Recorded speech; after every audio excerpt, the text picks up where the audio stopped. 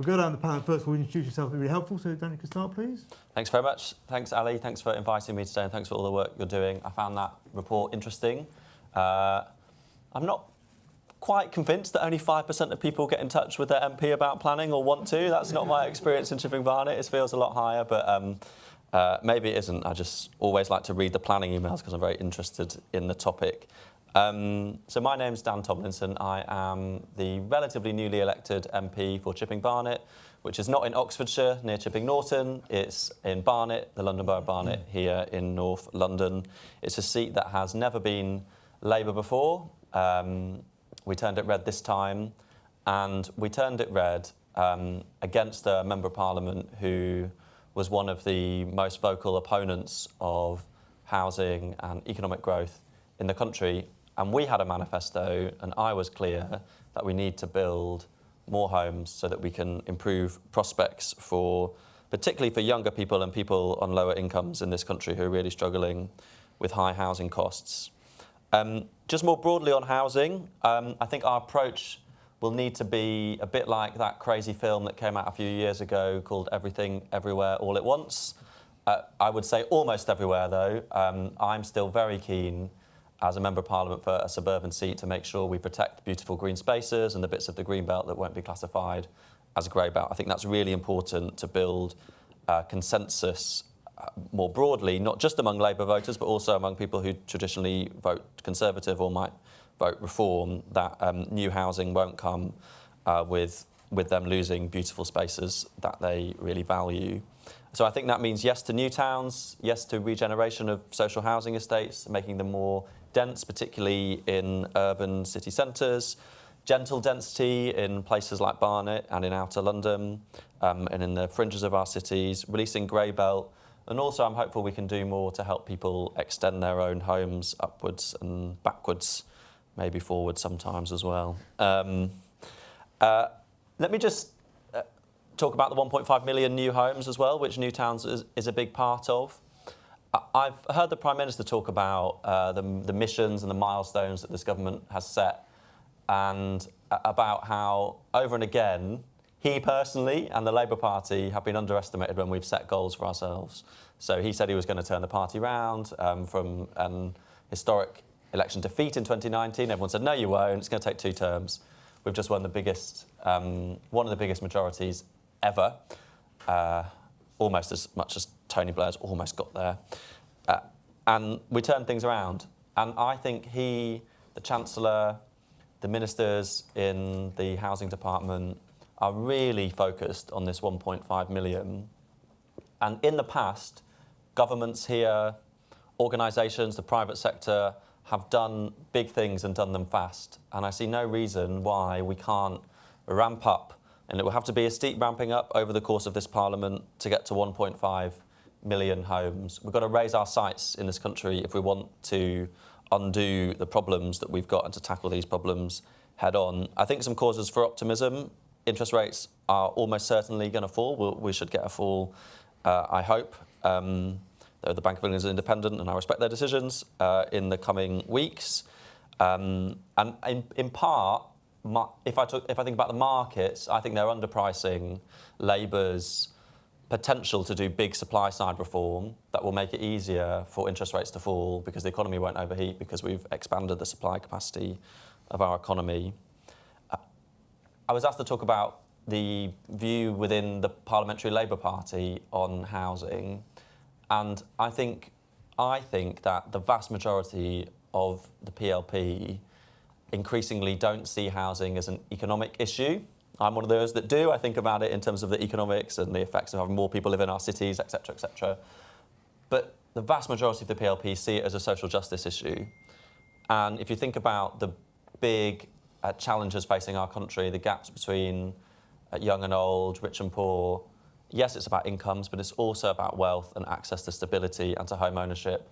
So when you think about engaging young people in the planning process, some of the findings that you find really chime with me and with the way that I think many of my colleagues are thinking and communicating about housing. If I think of my constituency in outer London, to be able to afford a small, typical, but still, I'm sure, very pleasant and nice house in my constituency, maybe 3 or 4 bedrooms if you want to have 2 kids and space to work from home, might cost you £700,000, £800,000. That's probably a house that was built in the early 1900s that's got some damp issues, that has a small garden, that has on-street parking. Decades ago, someone on average salaries could afford that house and raise their kids there. Now, the people that are buying those houses are your top lawyers and bankers, unless they've got money from their parents. So that is why it's a social justice issue. Having a normal house should not just be a preserve of the people at the very top of our income distribution or who are lucky enough to have parents that can help them with a deposit. Briefly on new towns, I'm sure we'll talk more about them, given that's the topic of the event, but I wanted to give you a broader introduction. My 5 hopes for new towns is that they will be in the right place. I'm very keen for them to be near transport hubs. There's that Tempsford idea where East Coast Main Line meets East West Rail. I think that's very wise. I want to see urban extensions to our productive cities. We can see your map, the bits that were pink, where people care about the challenge of affordable housing. That's a good proxy, I think, for where demand is highest and where we should be building more new towns. I want them at the right time, which is as soon as possible. The New Towns Commission, I can't remember, the New Towns Taskforce said it's going to report by the summer. I hope it reports as soon as possible on where they want the new towns to be, and we can just get going and get motoring. So that's at the right time, at the right price.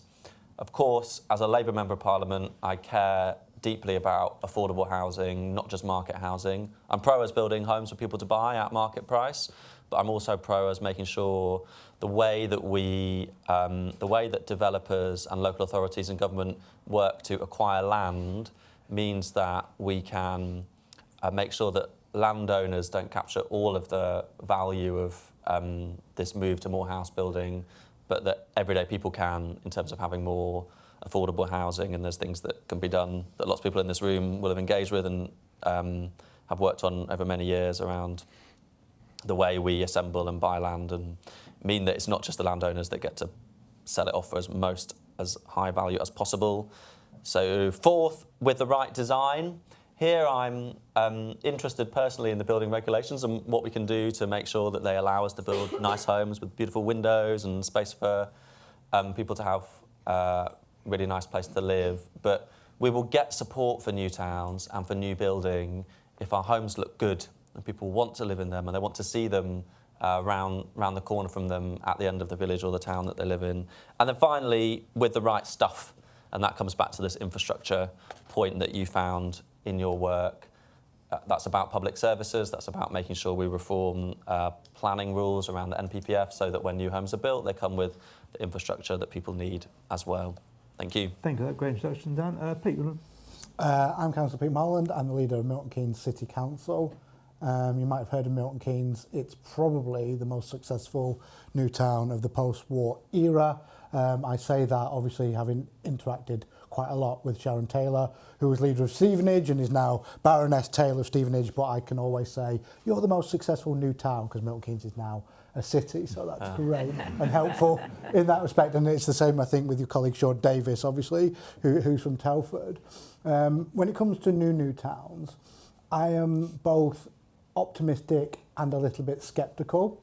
I'm optimistic because of places like Milton Keynes and Telford and Stevenage and Swindon and Peterborough that actually delivered over quite a long period of time on the things that most mattered. And things that most mattered were the delivery of affordable housing, and the promise of Milton Keynes was if you moved to Milton Keynes, and unlike a lot of new towns, particularly in the north, Milton Keynes was a choice new town. You chose to move to it, as opposed to places maybe like Byker or Skelmersdale in the northwest, where people were sort of forcibly evicted from their homes and moved to a new town. But if you moved to Milton Keynes and chose Milton Keynes, you would have an affordable house and a job, and your children would have a wealth of opportunities that actually they wouldn't have if you stayed in inner city London or wherever you were living at the time. And I think that's absolutely key to the next generation of new towns as well. They can't be just about housing, and I absolutely agree that housing is a moral imperative. You know, you can't have economic growth when one of the most basic and fundamental things about being a human being is a stable home. having children in school, being able to access health services. Actually, it's absolutely fundamental to growth that people feel stable and feel that they're able to put down roots and get a job and progress in life. So I think that's absolutely key and vital. However, I'm slightly sceptical because I don't really understand yet what we mean by new towns. And I think if you look at John Prescott's sort of era of new towns over the past 20 years, Ebbsfleet, Ashford, for instance, it's taken 20 years. Yeah. And I think the level of investment to the output there hasn't really matched the rhetoric of the time. And that's a huge challenge, particularly if you look at the New Towns Commission. Some of those same people sort of from 20 years ago, and I love David Locke. I think David's brilliant, but you know, he's based in Milton Keynes. But those people, there's a lot of people who are in the New Town movement that look back to 1948 and just want to replicate it. You can't replicate it. It's 2025. I think, you know, you pointed out the challenges. Most of the land around in a lot of places is already optioned. You know, it's a different set of circumstances to 1948 or 1967. And I think there is a level of scale and timing that if you're going to go on new towns, I think there needs to be this understanding that it might be slightly different and there might be a progression level. So if you look at Milton Keynes, and sort of we are looking at two separate new towns but conjoined. One is in our city centre where we would densify, we would build upwards, we would correct some of those problems of the original development corporation of space and that it's a central business district as opposed to a living space. And then in the north, which would be a longer project over maybe 30 or 40 years. But if your new town level, I think the government have set maybe the ambition of 20,000 on a brand new site is not actually that many when you actually think about the level of housing that you have to deliver. And so I would say to the government, there has to be a little bit of managing expectation around scale.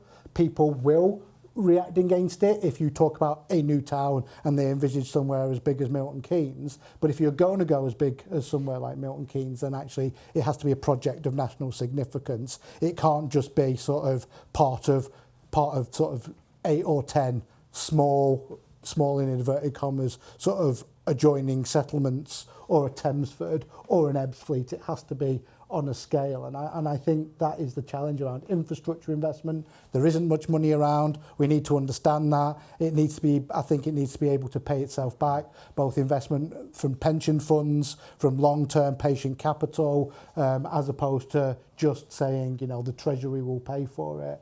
And then I think it does come to infrastructure as well. We've got a great record in Milton Keynes that we continue to deliver infrastructure before expansion. We continue to put infrastructure first. I think our latest sort of growth area, Milton Keynes East, it's 8,000 houses. It went from planning to actually starting on the infrastructure being put in 9 months. We've already built the health centre, we've already built the first school, and that comes with what we call the Milton Keynes tariff. But it's a win-win, because developers can show people round who want to buy those homes and they can say, look, the school is there, look, the health centre is already there, and that encourages the sale of the homes.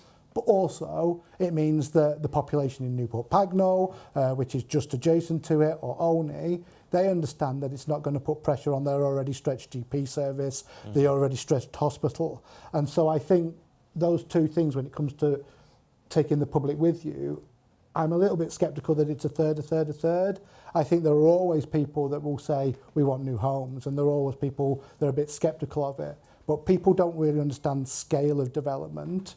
They don't really understand the land take of development. Actually, 3,000 homes is not that much land, really, in the big scheme of things. What they're worried about is the social consequences of housing. They're worried about, will my road clog up? Will my school be full? Will my hospital not be able to take any more hip replacements for my parents or grandparents because of this new development? And if you can answer those questions, and if you can make sure you're putting out the right messages around that, about infrastructure before expansion, around infrastructure first, I think you bring those people with you. I think people are not necessarily sceptical, they're scared. and that's two slightly separate things, and you've got to talk to emotion, you've got to talk to rational reason, and you've also got to provide the evidence, and by doing those things I think you're able to go forward.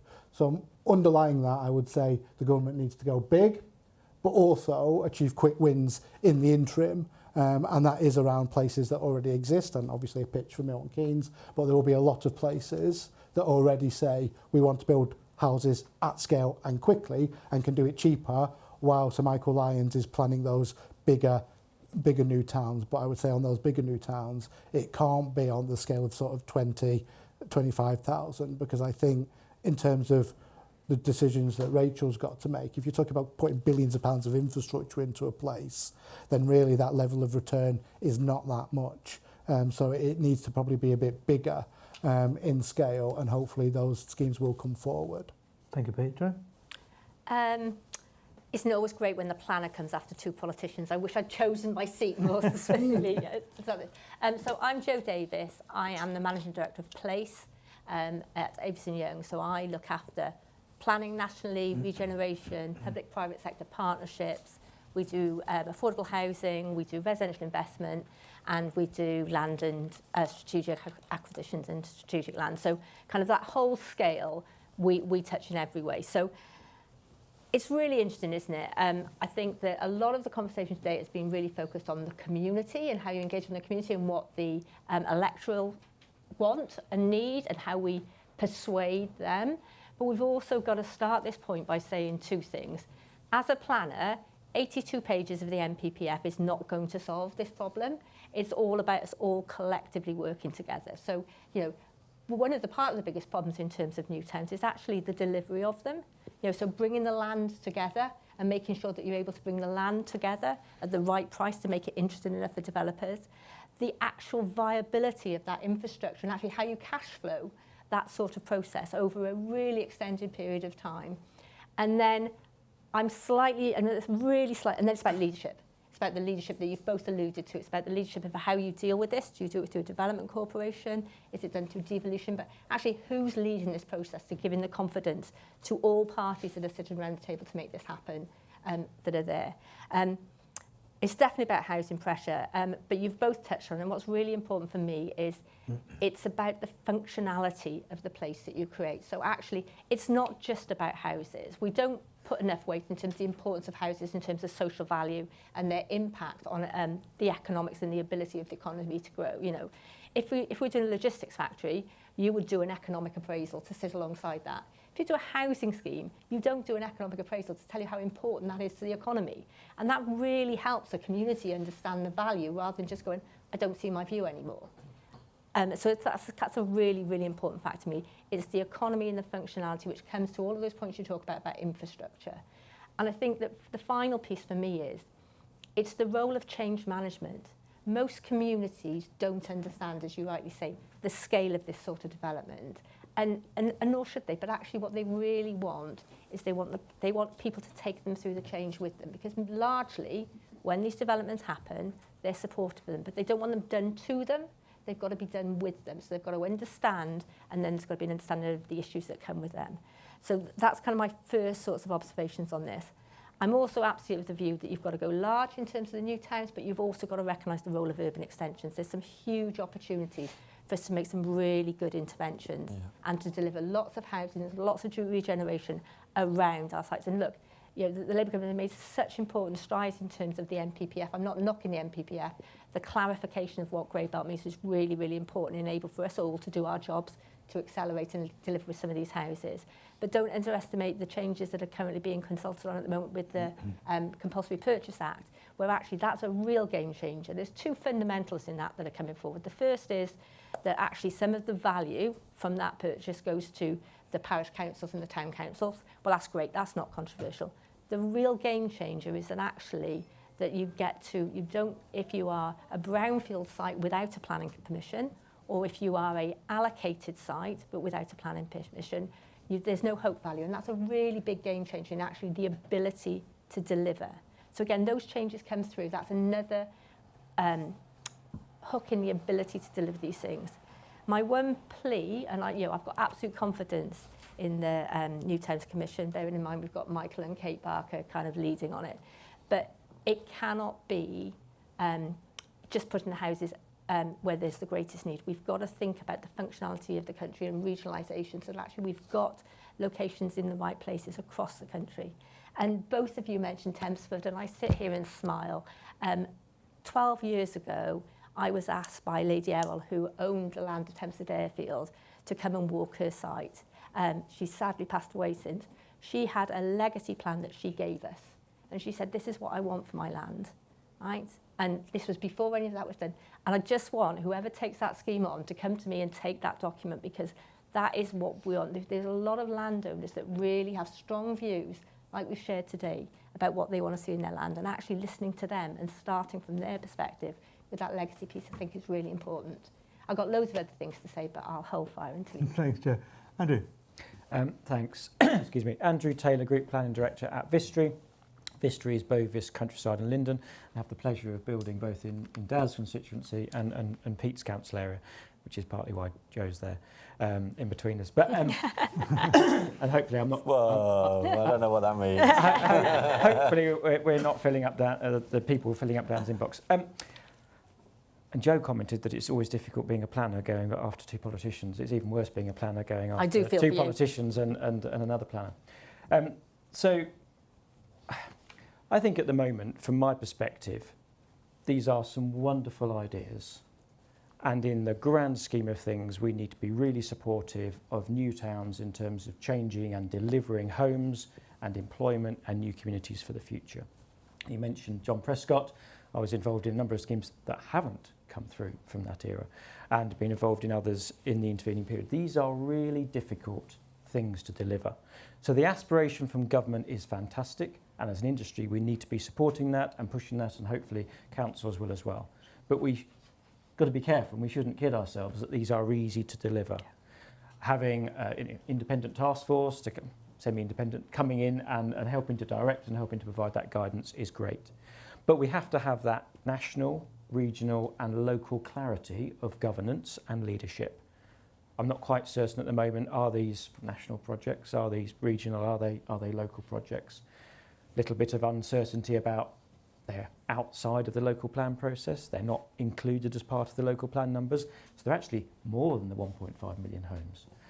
And that may be great in terms of overall numbers and overall delivery, but that tension, that relationship between sort of a project put in a place, landed by a spaceship in that place, as opposed to being part of that local plan process, will bring tensions.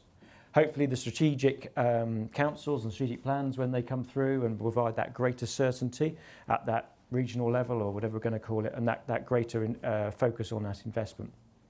But having that certainty about who owns that project and where's that direction and leadership, I think is really important to make sure they happen. And actually the ones where they have come through, talk about Ebbsfleet, we've had that.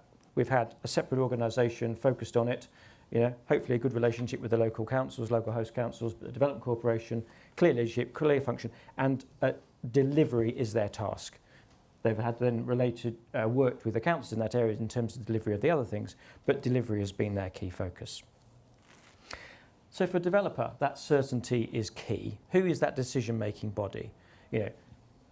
Bring us the land, give us the opportunity, and we, along with many colleagues probably in the room, will come forward and deliver those homes and the infrastructure needed to support that. But actually that certainty, I think, is really important. But similarly, we've talked a lot about infrastructure, and that Max talked about the number of Labour MPs and members of the public who were only supportive of the idea with that infrastructure. Having a clear, certain, central delivery of that infrastructure, having one ring person in that sphere to make sure that it's delivered on time. You're talking about Milton Keynes tariff, other ways are available, but having that certainty of delivery, whether that be a master developer, a development corporation, key national delivery.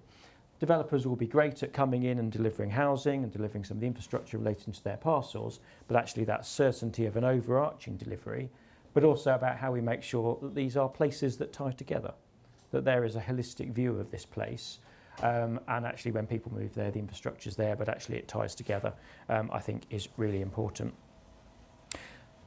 I think Joe's mentioned collaborative delivery, and I think that is important. At some point, regardless of how long it is, although Milton Keynes still building, at some point the developers will leave and hand over to the community. And that is really important to make sure that's built in from day one, and that there is that understanding, and there is the role for civic society as well as councils to take on that role of community development, take on that role of social knitting of that place. One of the things that we've been involved in is supporting some of that work, but developers have a role to support, but not necessarily to lead and to do, and to enable other people to do that. And I think in certain places we've seen some of that fail. I think in historic towns, and we need to be very clear that the social connection with delivering homes is great, but not if in 20, 30 years' time, that the social supporting network isn't there either. And I think I just want to finish on one thing, which is that so far a lot of the direction and narrative I've heard from government and others is about these are infrastructure-led large projects, as opposed to about the social need for it and the human story. And actually one of the things about bringing it home to people and changing people's perceptions is about humanising these developments. 10,000, 20,000, 30,000, it's just massive to get your head round. But if you're talking about what you're trying to do and the vision and the ethos behind the new place and creating homes and communities for people and what that means to them, you can start to change the narrative and people can start to relate at that human level. Thank you, Andrew.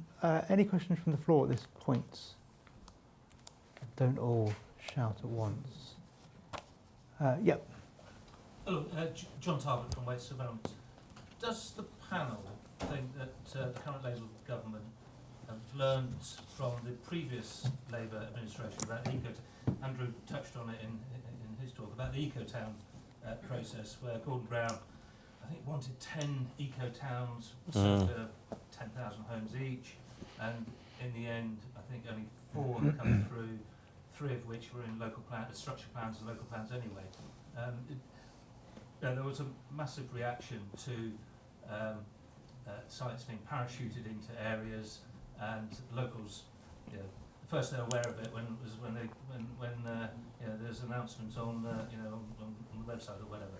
But what do you think's learned from that process? Because I was involved in that process, and it was, from my perspective, I found it quite challenging and ended up being a bit of a shambles, I think, in the end. Done. Yeah, thank you, Ali. Thank you for your question, John.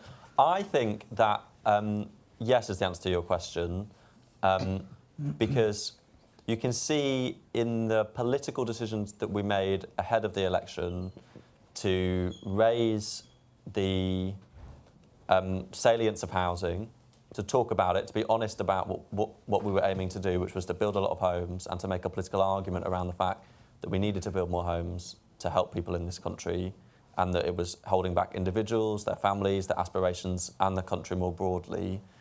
And then, again, I think people have a right to be sceptical of politicians, given previous governments' inability to deliver on their manifesto pledges. But the seriousness with which the Prime Minister and the Chancellor and Matt Pennycook and Angela Rayner are taking this means that I think that it just isn't a second, third or fourth or fifth order issue. It's right at the top. And so I think with the eco-towns, Gordon Brown, well, he wasn't elected in 2005. He took over the leadership. I'm sure he wanted some things to say and do and to leave a legacy. And it wasn't the big picture, number one strategic thing that his government was trying to do. He was trying to, battle the financial crisis was his main focus, right?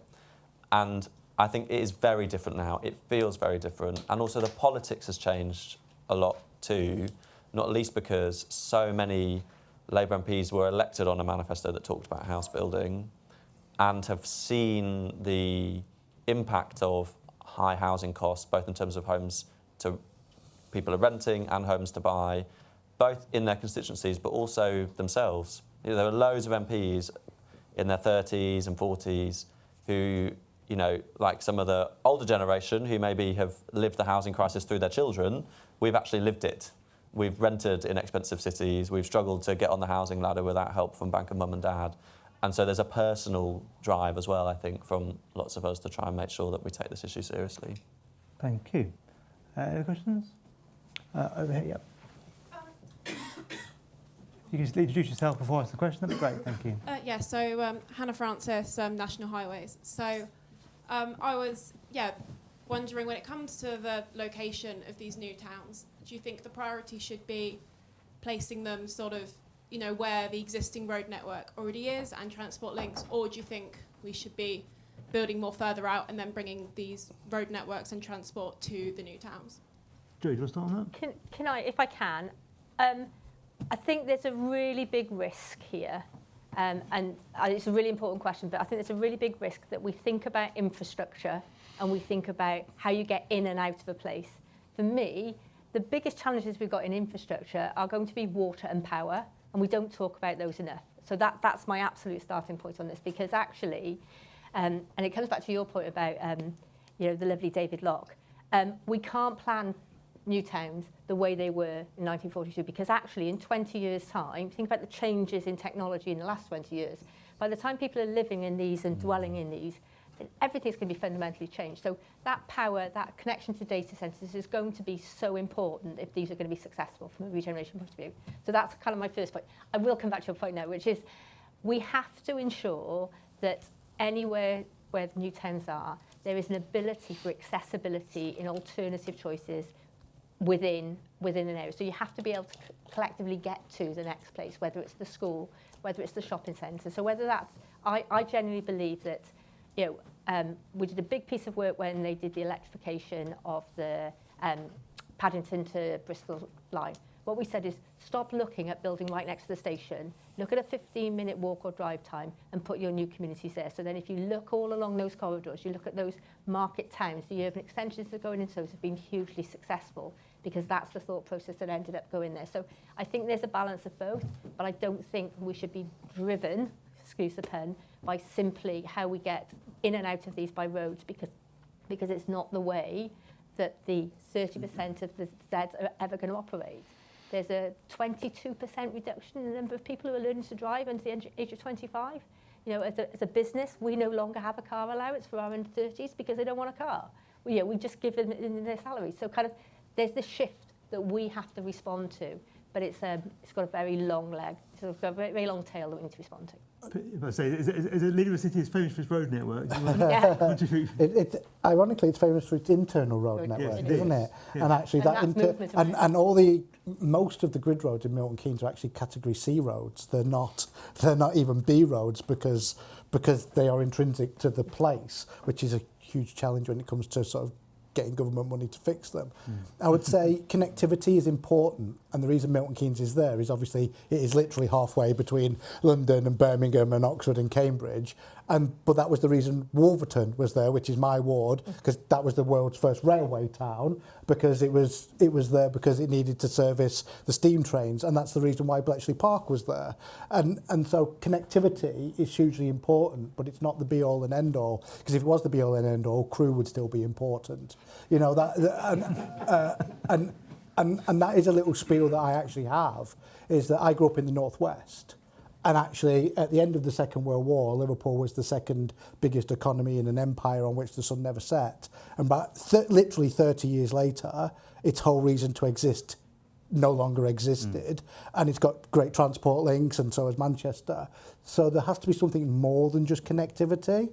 And I keep joking that, you know, it's going to take Michael Lyons sort of 18 months to sit down and look at a map and decide that Thamesford is the best place to put a new town because it's got a railway and a road. But there's got to be other things. It's got to be near power. Milton Keynes is successful, not just because it's successful, because we are actually quite near a national grid sub-regional power distribution, which means that we can pull the power off quite quickly. We are not for want of water, and if you look at Cambridge's expansion, it is hugely challenged by water provision, and that is a massive issue. Where does all the waste go? Not just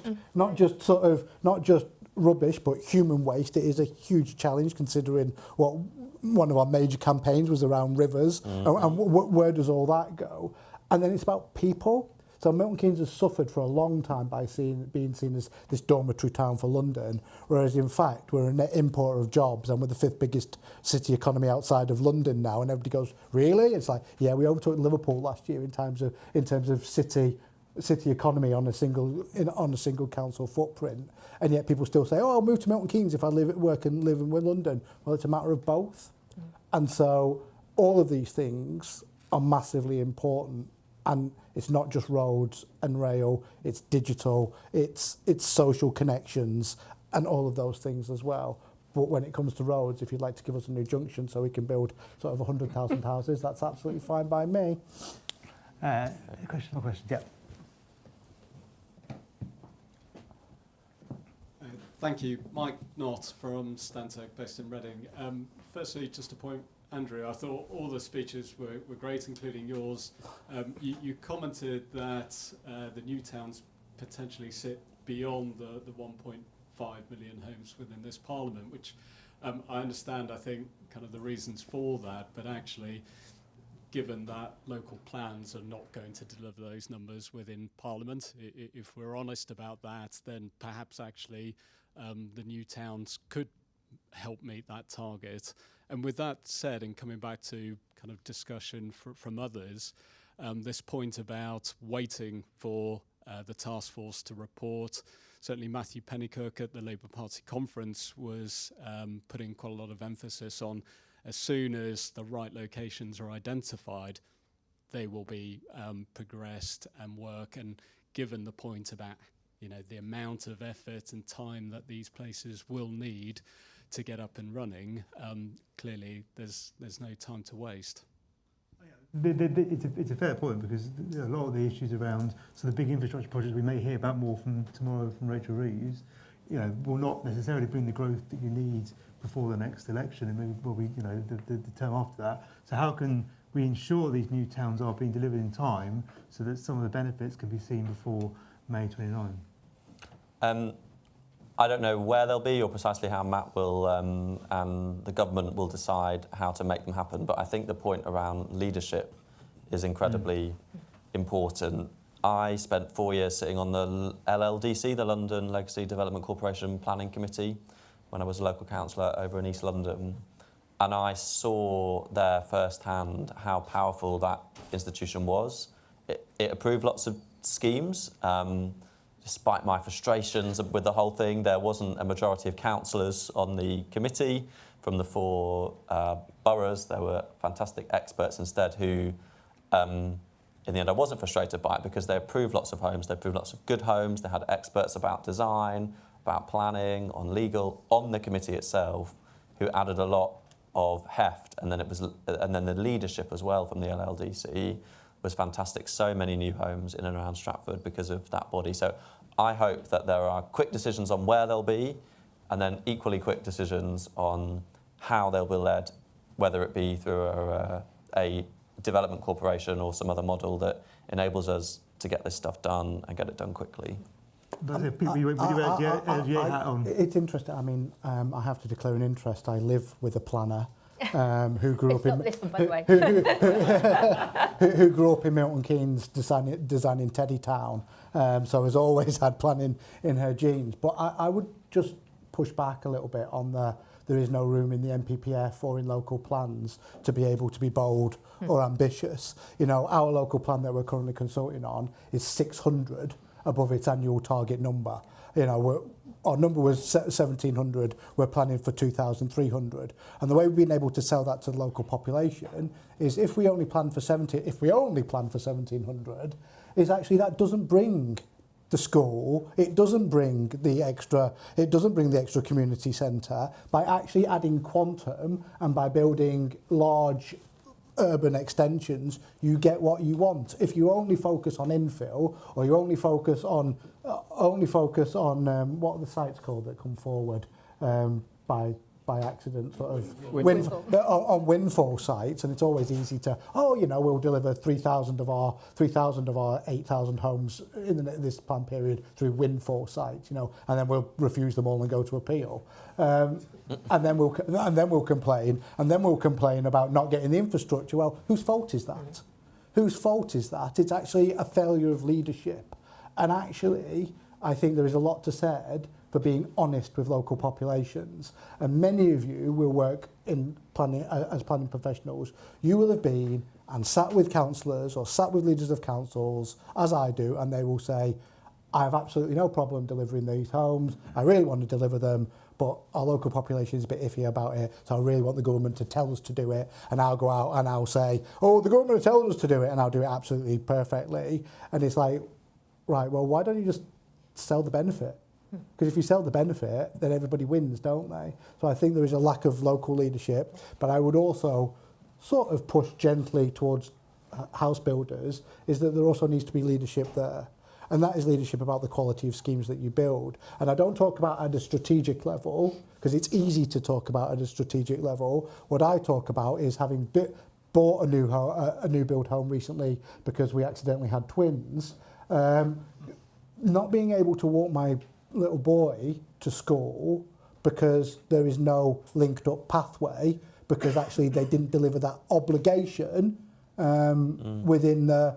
It drives local people who have bought those homes absolutely nuts that two paths sort of do this and then there's a hedge, because actually the developer has built 95% of their homes and all the major people have gone off site and then they've not bothered to take the hedge out to link the path up. It drives people nuts and completely undermines me when I go out and try and sell the benefits of housing, because if we want those walkable places, if we want to build communities, then it's easy to get it on a strategic level, but it's really also easy not to put the hedgehog holes in fences. It's really easy not to put the back boxes up, all of those tiny little things, and it completely undermines development. And I would say the development industry, not at a massive strategic level, but certainly at a build-out, local, micro-local level, also needs to show that leadership in helping us to sell the benefits of growth.